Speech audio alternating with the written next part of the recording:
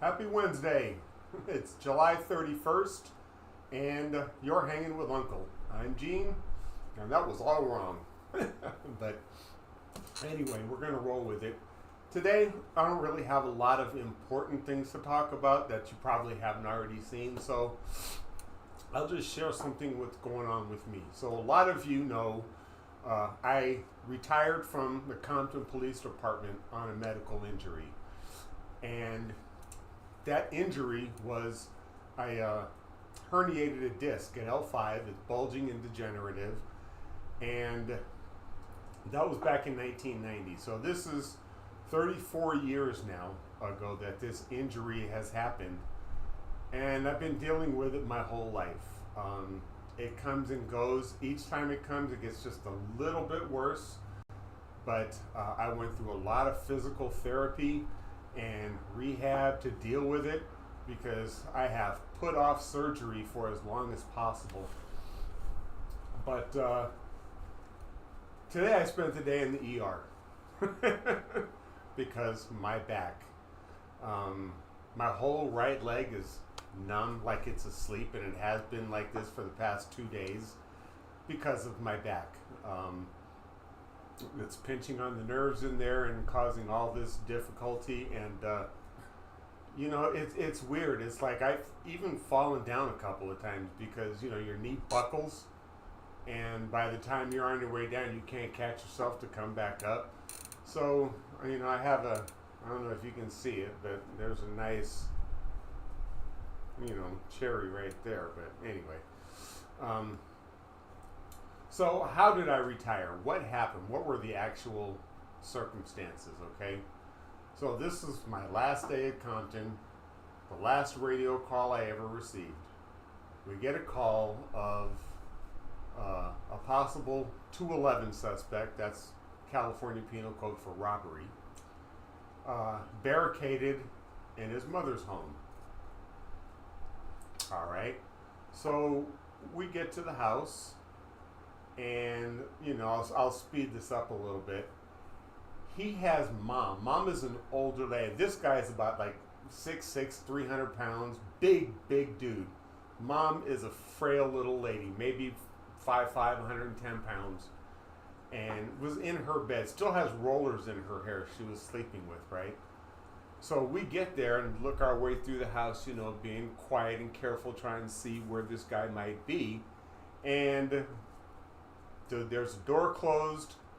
We quietly open the door, and there he is with his mom sitting up to her back to his chest, and he's got a big old kitchen carving knife to her throat.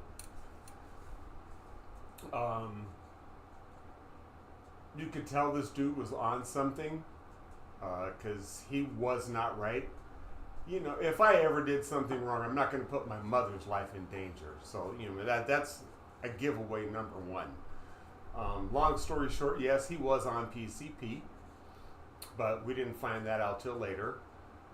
So you can't negotiate with somebody under the influence of PCP. Called our field supervisor over, and he said, well, because at that time, we didn't have a SWAT team. In Compton, we were everything. If we got a call of a homicide, we handled it from start to finish. That was a 24-hour day. And that's another story of what goes into investigating a homicide at the crime scene. But anyway, long story short, with this guy barricading his mom with a knife to her throat, we're going to fast forward to just say the fight is on. Now, there's like 8 of us, and nobody has their guns drawn. Even though he's holding a deadly weapon, we were able, he dropped the knife right away. He didn't want to get shot. He didn't want his mom to get shot. I'm just assuming all this. But because nobody got shot, he didn't want to get shot. Because if he did want to get shot, he would have held on to the knife. But the fight is on. We're going through the house. We wind up outside.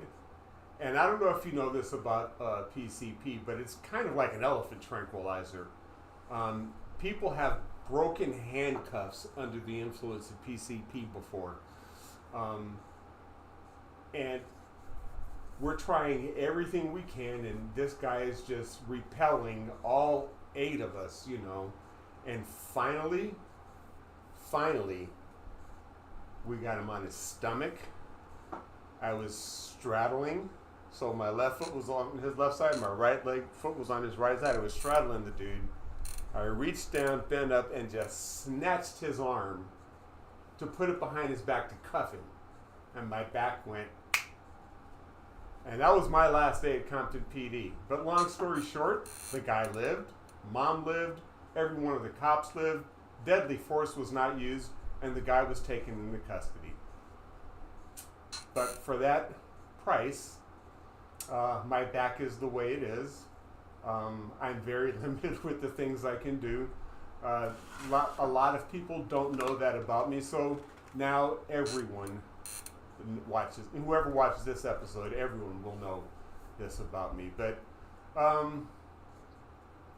just kind of wanted to say that because law enforcement is not glorified. It's the most thankless job anyone could ever have. You only get called when there's a problem. So you only see the police when there's a problem. So when you see the police outside anywhere else, all they deal with is problems. You know that, and you want nothing to do with them. And it perpetuates a bad, image. I mean, there has to be something that can be done to raise awareness in the community of what law enforcement actually does. Not all cops are bad. I would say a majority of them are really, really good. It's just when the bad ones do something, like, the shooting with Miss Massey we talked about last week, it gives everybody else a bad name.